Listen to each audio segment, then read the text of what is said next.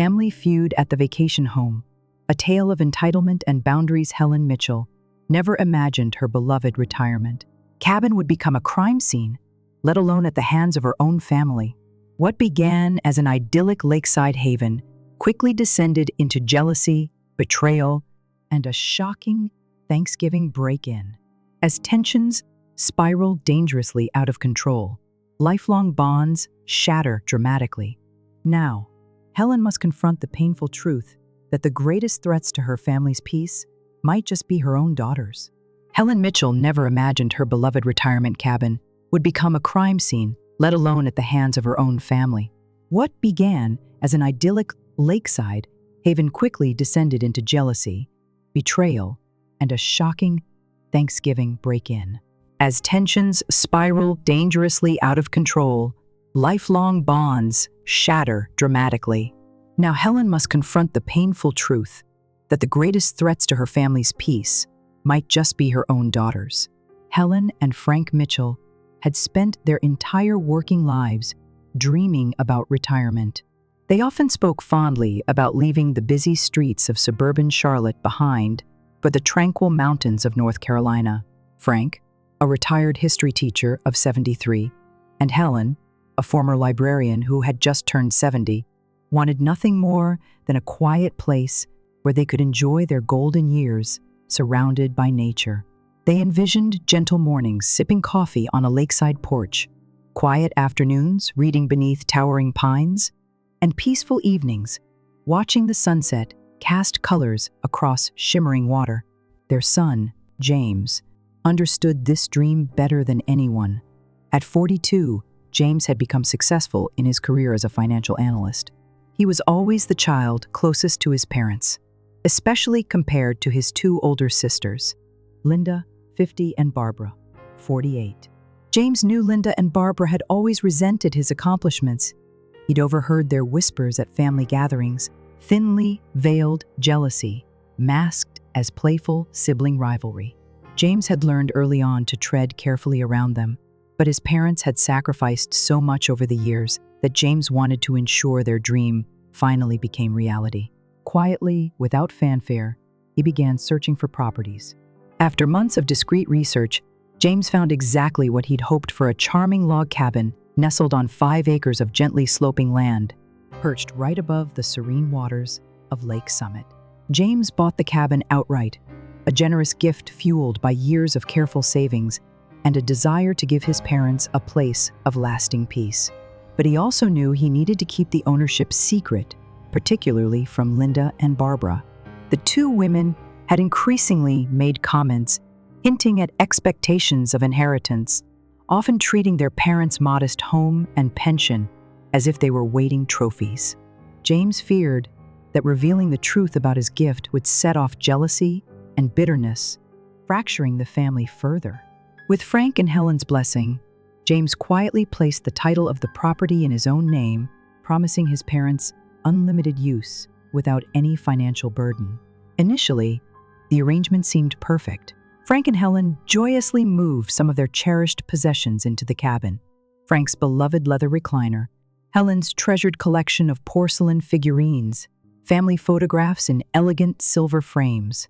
It quickly became their favorite retreat, a haven they proudly called Serenity Cabin. Yet, the quiet peace Helen and Frank envisioned was not to last. Inevitably, Linda and Barbara became regular visitors, viewing the cabin not as their parents' treasured sanctuary, but as a convenient vacation spot, and soon, something even more enticing, a potential gold mine. Unbeknownst to Helen and Frank, and certainly to James, the sisters quickly hatched a plan. They began casually inviting friends and acquaintances to borrow the cabin for a few weekends. Before long, this turned into an under-the-table rental scheme, bringing in significant sums of money. They charged over $2,000 per weekend, boasting about the family-owned lakeside lodge while pocketing every penny. Their dishonesty remained hidden for nearly 3 years. James, busy with work and rarely visiting unless accompanied by his parents, suspected nothing. Helen and Frank, trusting and open-hearted, never imagined their own daughters capable of exploiting them. Whenever James mentioned slight inconsistencies, finding unfamiliar belongings, or noticing excessive wear on the cabin, they dismissed it as just the natural result of grandchildren playing or friends visiting. But everything changed dramatically one sunny Labor Day weekend. The Mitchells decided to host a family barbecue, a gesture meant to bring everyone together to reconnect and strengthen bonds. Little did Helen know, this simple gathering would ignite tensions lurking beneath the surface, turning Serenity Cabin from a peaceful haven into a battleground. James reluctantly attended at his mother's insistence, but upon arrival, immediately felt the tension hanging thickly in the air. Linda and Barbara arrived with husbands Carl and Eddie, all four already slightly intoxicated. Helen noticed immediately, trying in vain to distract her grandchildren from mischief, while Frank quietly retreated to the dock to fish and escape the chaos. Throughout the afternoon, Linda's grandchildren, Helen's beloved but increasingly unruly great-grandchildren, became increasingly out of control. They carelessly knocked over plates, ignored gentle reprimands, and even terrorized elderly neighbor Mrs. Florence Andrews by pushing her toward the lakeside, frightening her so badly she left the party shaken and deeply offended. When Helen gently confronted Linda about her grandchildren's behavior, Linda's response startled her. Rather than apologize, Linda snapped back, accusing Helen of favoring James, who had no children, over her and Barbara. The accusation stung deeply, bringing tears to Helen's eyes and casting an ugly shadow across the entire afternoon. Watching quietly, James realized that the secrecy and subtle envy that he'd feared for so long were finally boiling to the surface. He began to sense how deep his sister's resentment ran, understanding clearly for the first time that Serenity Cabin was no longer safe from their selfish ambitions. As the sun set that day, casting a golden glow over the lake, Helen sat on the porch, struggling to reconcile her dream of family harmony with the painful reality unfolding before her eyes. James sat quietly beside her, feeling a growing sense of dread. Neither could yet imagine just how much worse things were about to get. Their cherished mountain retreat, their Serenity Cabin, was on the brink of becoming not just a source of bitter family conflict, but an unforgettable symbol of heartbreak, betrayal, and loss. As the golden glow of sunset faded over Lake Summit, Helen Mitchell sat silently on her porch, haunted by the tension that had settled thickly over what should have been a joyous family reunion. The once peaceful retreat, Serenity Cabin, had suddenly become a backdrop for her deepest worries, family resentment, simmering bitterness, and an undercurrent of hostility. But neither Helen nor her son James could have predicted how quickly this quiet discomfort would explode into outright chaos. Labor Day weekend was supposed to mark a fresh start. Helen and Frank had eagerly anticipated bringing their family closer together in their retirement years. They planned the barbecue meticulously, envisioning laughter and friendly conversations echoing gently across the lakeside. Frank spent hours preparing the barbecue grill, cheerfully humming his favorite country songs, imagining the delighted smiles of his grandchildren. Yet the reality turned bitter from the start. As their daughters, Linda and Barbara, arrived with their husbands Carl and Eddie, it was clear they'd been drinking even before setting foot on the property. Loud, boisterous, and unsteady, they disrupted the calm atmosphere from their first steps. Helen, her stomach twisting anxiously, tried to smile and welcome them warmly, but her greeting went unnoticed amid raucous laughter and careless jokes from her sons-in-law. James watched from a distance, immediately sensing trouble brewing. He shared a quick glance with his father, who shook his head softly and whispered, "Let's just get through today." But the fragile peace they'd hoped to preserve unraveled rapidly as the grandchildren, Linda and Barbara's kids, began wreaking havoc. The children, ranging in age from 8 to 12, were accustomed to minimal discipline and few boundaries. At first, they ran through the property wildly, knocking over flower pots and leaving trails of chaos in their wake. When James politely tried to redirect them, Carl snapped defensively, his tone filled with disdain. "Let them be kids, James. You wouldn't know anything about raising children. Anyway." James bristled but said nothing. Instead, He quietly helped his father prepare the meal, trying desperately to ignore the tension. Helen's voice, normally calm and soothing, grew strained as she repeatedly asked her daughters to control their kids. Linda simply rolled her eyes, and Barbara pretended not to hear, engrossed instead in gossiping loudly with her husband. Then, suddenly, the chaos escalated dangerously. An elderly neighbor, Miss S. Florence Andrews, a gentle and dignified woman of 79, had joined the gathering at Helen's invitation. Florence stood near the lake, admiring the view and sharing memories of summers past. But in a moment of shocking recklessness, two of Linda's children raced toward Florence and shoved her, giggling, causing her to stumble dangerously close to the lake's rocky edge. A gasp of horror swept through the gathering as Florence struggled to regain her footing. Thankfully, Frank quickly steadied her before tragedy occurred. The elderly woman, shaken and humiliated, politely excused herself immediately, whispering an apology as if she had somehow been responsible for the incident. Helen, mortified and furious, turned to Linda, demanding an explanation. Instead of remorse, Linda's reaction was a startling mix of indignation and scorn. "Mother, it's not a big deal," she snapped. "She's fine. Honestly, you always overreact whenever it comes to my children." James stepped forward to defend his mother, frustration boiling over. "Linda, Mrs. Andrews could have been seriously hurt. Can't you see how unacceptable this behavior is?" Instantly, Carl stood aggressively beside his wife, his face red with anger. "James, who do you think you are?" he spat, his voice dripping contempt. "You come here acting high and mighty because you bought Mom and Dad some fancy cabin, and now you think you're better than everyone else? Maybe if you had kids of your own, you'd understand real life." The sharpness of Carl's words cut deeply into Helen's heart. Barbara quickly joined in, accusing James of deliberately humiliating them by flaunting his wealth. The argument rapidly spiraled, with heated accusations flying back and forth as neighbors watched in awkward silence. Helen felt tears sting her eyes. This wasn't the family she had nurtured with love and sacrifice. Frank, sensing his wife's distress, attempted to calm things down. He stepped forward gently, raising his hand to quiet everyone, pleading softly, "Please, can't we just enjoy our day together?" This isn't how family behaves. Yet his appeal fell on deaf ears. The sisters and their husbands, stubborn and defensive, were beyond reasoning. Their resentment, festering quietly for years, finally exploded into an ugly public confrontation. Then came the final indignity.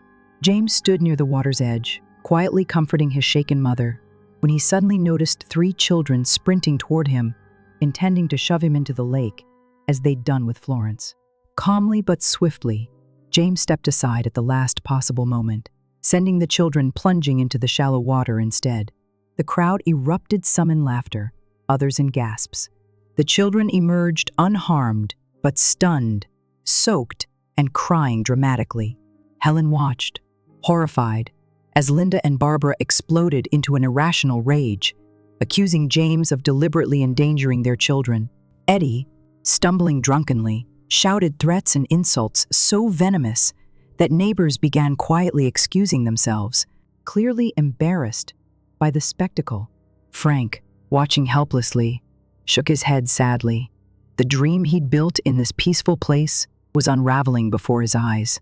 He had always hoped Serenity Cabin would unite his family, creating cherished memories. Instead, it was becoming the scene of hurtful divisions, revealing the deep fractures hidden beneath the Mitchell family's surface. As the barbecue abruptly ended, Helen stood silently beside Frank, heartsick and grieving. She realized, with heartbreaking clarity, that the family harmony she'd envisioned might never be possible again. James gently squeezed his mother's hand, silently promising himself that he would protect his parents and their peaceful sanctuary no matter what it took. Neither of them realized that the events of this single disastrous afternoon would pale in comparison to the shocking betrayals still to come.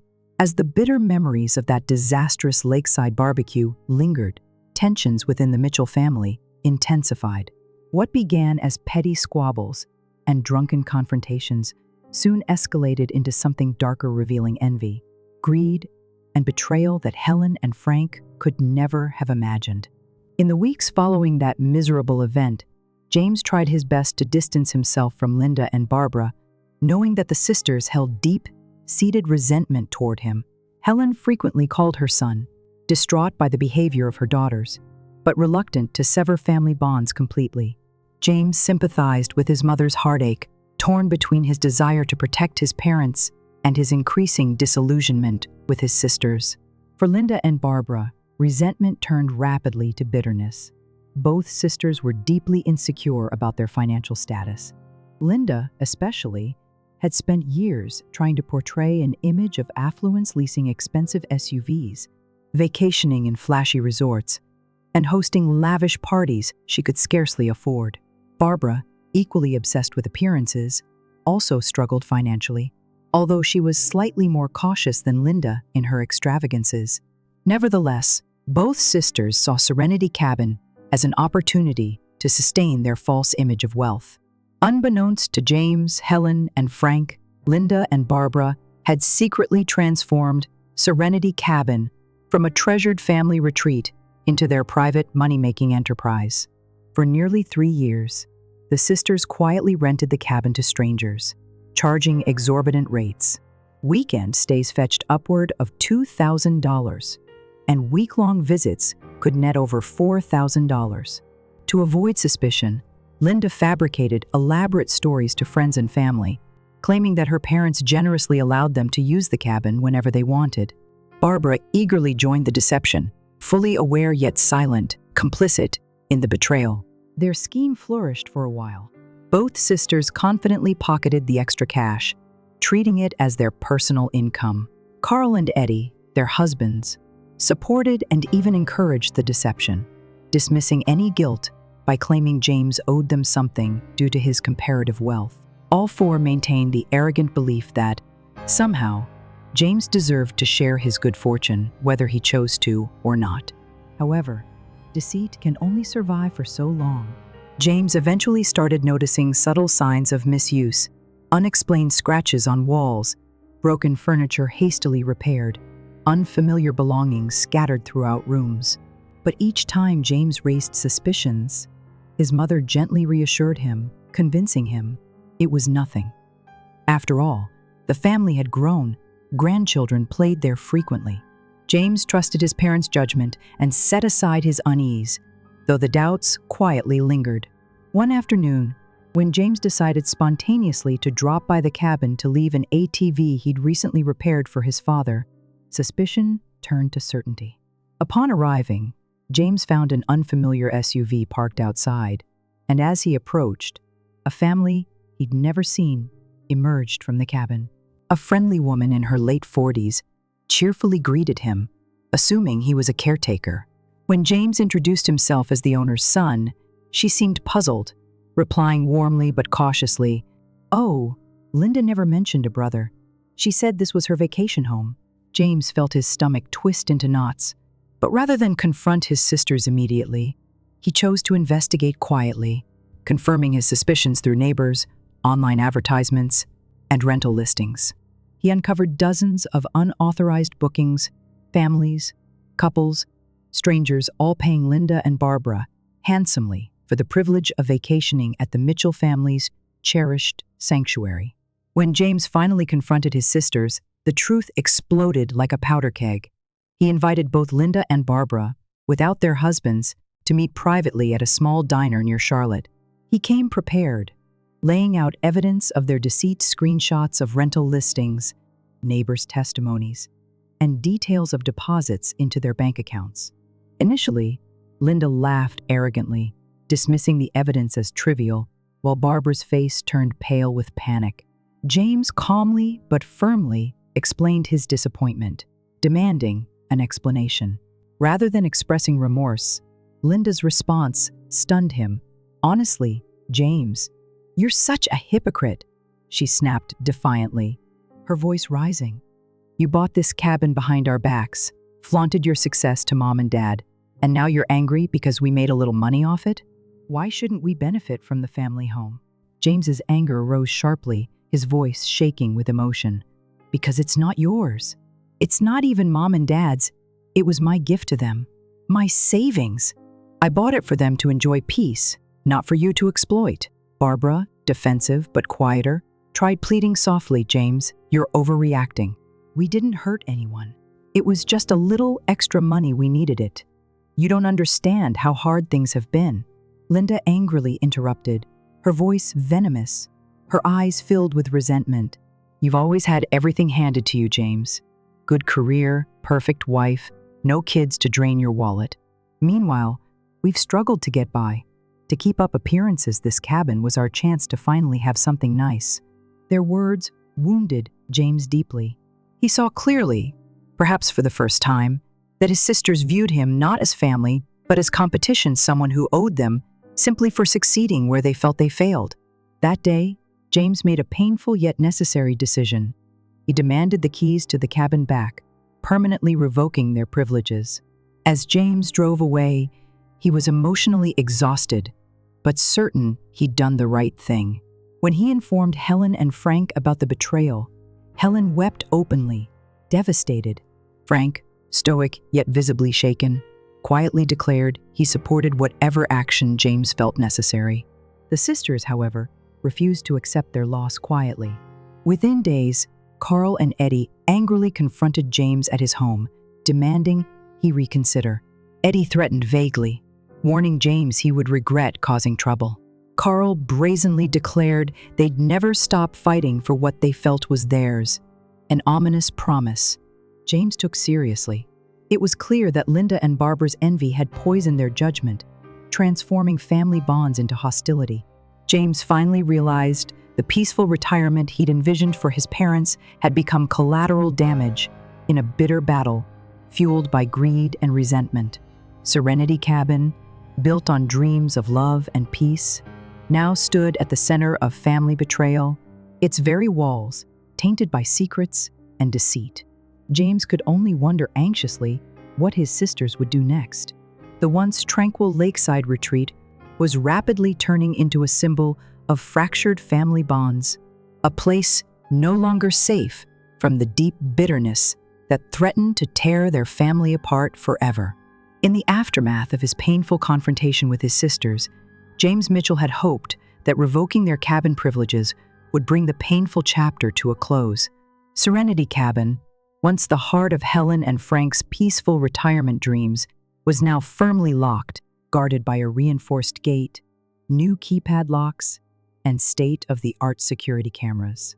James installed these measures reluctantly, heartbroken yet resolute, feeling it was the only way to safeguard his parents' sanctuary from further harm.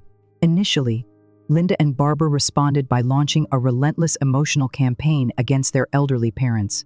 Helen found herself bombarded with phone calls, tearful pleas, and sharp accusations. Linda openly blamed Helen, claiming that she had always favored James over them.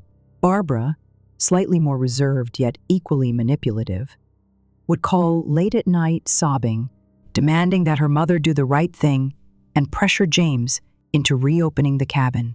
Helen's gentle heart was shattered by these tactics, yet she stood firm, supported by Frank's quiet strength and James's protective resolve. As Thanksgiving drew near, a season normally filled with gratitude and family warmth, the Mitchells braced themselves for potential conflict. Helen yearned to gather her family again, hopeful for reconciliation, despite the recent bitterness. Frank gently discouraged the idea, convinced that peace required distance. James firmly sided with his father, knowing his sisters had crossed too many lines to reconcile easily. Unable to access Serenity Cabin, Linda and Barbara's resentment deepened, but the husbands Carl and Eddie seemed to take it even harder.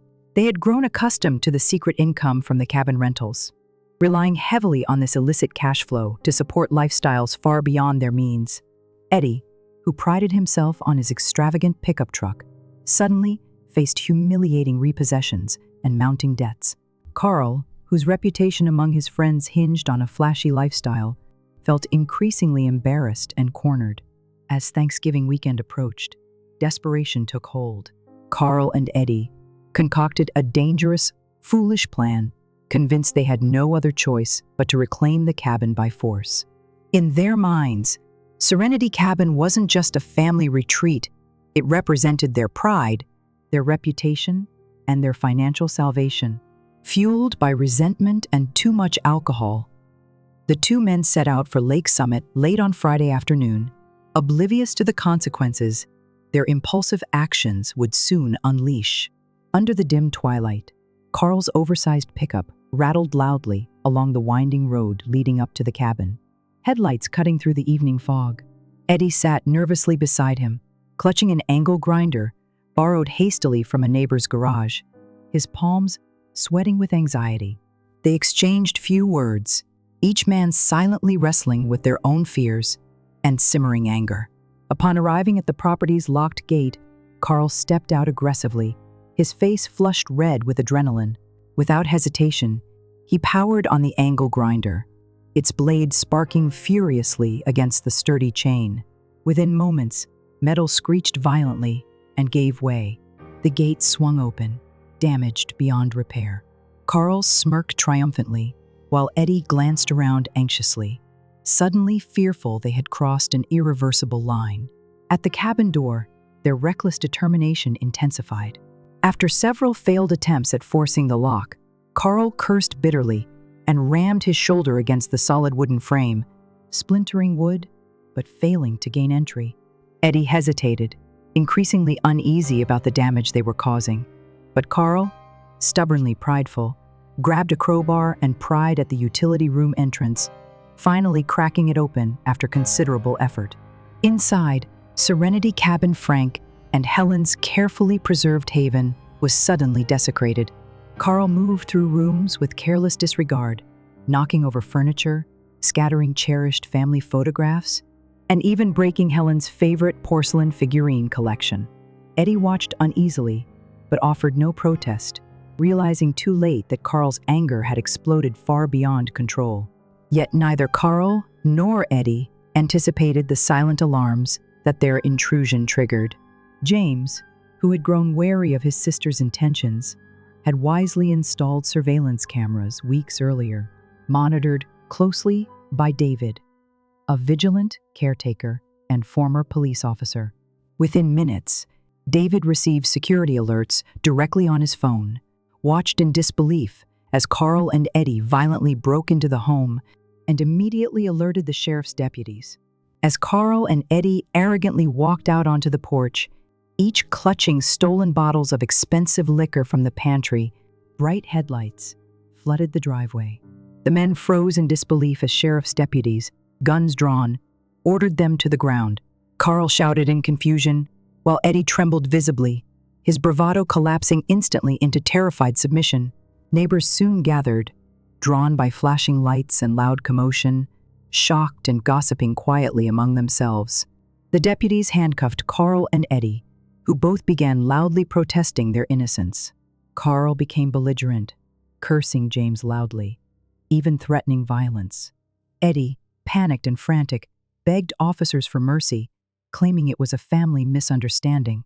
Neither plea softened the deputies' resolve. Breaking and entering carried serious consequences, even in a quiet mountain community. Meanwhile, Helen and Frank received frantic phone calls from their daughters, hysterically begging them to intervene. Helen's heart shattered as she listened to Linda, sobbing into the phone, blaming everyone but herself. Frank remained calm but firm, refusing to pressure James into dropping charges. For the first time, Helen felt torn between motherly compassion and the growing realization that tough love might be the only way to teach her daughters and sons-in-law accountability. James received the shocking news later that evening, just returning from a peaceful dinner with his wife. His phone was overwhelmed with missed calls from the sheriff, his parents, and David, the cabin's property manager. Listening to frantic messages, James felt his anger boil over, fury and sadness blending painfully together. He'd anticipated conflict, but never dreamed his sisters and brothers-in-law would stoop to criminality. That evening, sleepless and heartbroken, James finally understood the depth of bitterness and entitlement driving his sisters and their husbands. Their desperation had reached criminal heights, damaging not just property but their family's bond forever. For James, it was now impossible to see any path to reconciliation. Back at Serenity Cabin, shattered heirlooms and damaged walls stood as silent witnesses to betrayal.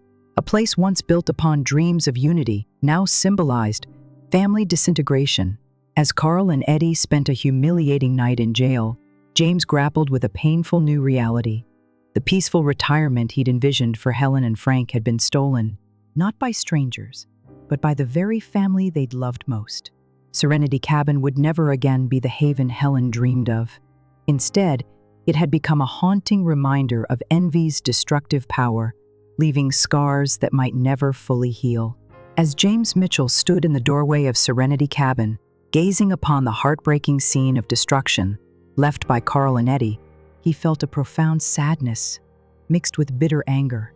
The beloved cabin, meant to symbolize peace, love, and family unity, now lay violated, scarred by betrayal. Furniture was overturned, cherished heirlooms shattered, and precious photographs scattered carelessly across floors now littered with broken glass. James clenched his fists, struggling with emotions he couldn't fully process. How could his own family inflict such pain? More importantly, how could he repair the damage, not only to the cabin, but to his aging parents' hearts? In the days following the Thanksgiving break-in, Helen and Frank Mitchell were overcome by sorrow. Helen's voice trembled with tears each time she spoke to James, and Frank grew quieter than ever, withdrawing into himself, seemingly aging overnight. Despite their children's pleas to intervene, the Mitchells remained firm.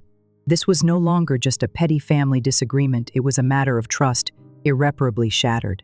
Helen often sat by her kitchen window, staring blankly into her once beautiful garden, now shadowed by sorrow. The betrayal of her daughters felt like a physical wound. She blamed herself, feeling she'd failed as a mother. Frank, ever gentle and comforting, reassured her softly, "Helen, we raised them better. This isn't our failure, it's theirs." The community, too, was buzzing with gossip. Neighbors exchanged sympathetic glances at grocery stores and church gatherings, whispering quietly about the Mitchell family's scandal. Helen's cheeks burned with shame whenever she imagined the whispers. Serenity Cabin, a symbol of their family's dreams, had suddenly become a source of local scandal.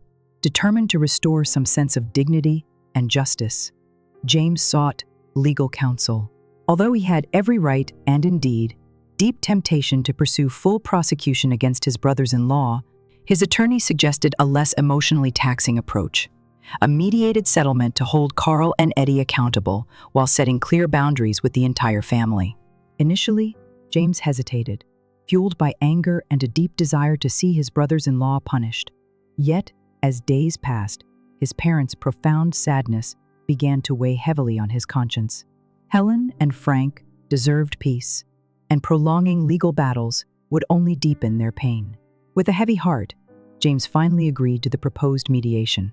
During the tense negotiations, Carl and Eddie, previously defiant and aggressive, suddenly appeared contrite. Their bravado utterly collapsed. Carl's voice shook noticeably as he offered an apology that seemed genuinely sincere, admitting how desperate financial strain had driven him into recklessness. Eddie quietly nodded, adding that they would accept any conditions James required if it meant avoiding further legal repercussions. James was torn. Part of him wished to make them suffer, to force them to truly understand the pain they'd inflicted upon the family. But as he sat across from them, watching two once proud men reduced to humility, he realized continuing a legal battle would only prolong his parents' anguish. After a long pause, he finally accepted their apology, but demanded clear boundaries, no further contact, no demands, and no entitlement. A firm and permanent line was drawn. Following the agreement, Carl and Eddie handed over a cashier's check covering damages just enough to repair Serenity Cabin. James accepted the payment silently, feeling neither satisfaction nor relief, just a deep sadness over what had become of his family. When James informed Helen and Frank of the agreement, Helen cried quietly, her gentle sobs carrying years of accumulated pain. Frank, more reserved but clearly relieved, placed a reassuring hand on his son's shoulder, whispering softly, "You've done right, son. You've protected our peace." Months passed quietly. Serenity Cabin slowly regained its beauty under the careful watch of David, the compassionate property manager who had become more friend than employee. David ensured the cabin returned to its former welcoming charm, fixing every damaged board, painting each wall, and meticulously restoring Helen's beloved keepsakes. Although physically repaired, Serenity Cabin carried emotional scars. Helen and Frank visited less often, haunted by bittersweet memories. They found solace in shorter stays, seeking comfort more from nostalgia than any remaining sense of family unity. Helen began gardening again, planting flowers as though healing her own heart. Frank returned to fishing, seeking solace in the tranquil rhythm of lake life. James visited frequently, determined to ease his parents' burden and rebuild the warm, peaceful atmosphere they'd once cherished. Still, a lingering sadness remained, a quiet acknowledgement that family gatherings at Serenity Cabin were forever lost. Surprisingly, as weeks turned to months, Helen and Frank rediscovered joy in the absence of drama. Their life became noticeably more peaceful, their smiles slowly returning as they embraced their retirement without constant anxiety about appeasing their daughters. Conversations between James and his parents deepened, strengthened by honesty, mutual respect, and a shared determination to prioritize peace above obligation. As for Linda and Barbara, their absence was keenly felt yet oddly comforting. The sisters rarely attempted contact, their pride and bitterness keeping them away. Occasionally, Helen would quietly ask James about his sisters, her mother's heart forever hopeful for reconciliation. James gently reminded her of the necessity of boundaries. Though Helen's heart still ached, she gradually understood the wisdom of her son's words. True peace sometimes required painful separations. Eventually, Frank suggested the idea of selling Serenity Cabin, worried the place now held too many bitter memories. James hesitated but agreed to wait, allowing his parents space to heal. For now, Serenity Cabin remained a bittersweet symbol, both of lost dreams and hard-earned peace. As winter slowly gave way to spring, James stood with his parents on the cabin porch once again. Helen breathed deeply, watching the new season awaken around them, a gentle smile finally returning to her face. "James," she whispered softly, her voice gentle but steady, "I'm beginning to see this cabin clearly again. Yes, there's sadness here, but there's also strength. We've survived something terrible, but we've done it together." James nodded quietly, placing an arm gently around his mother's shoulders. After all the pain, betrayal, and heartache, the Mitchell family had changed profoundly.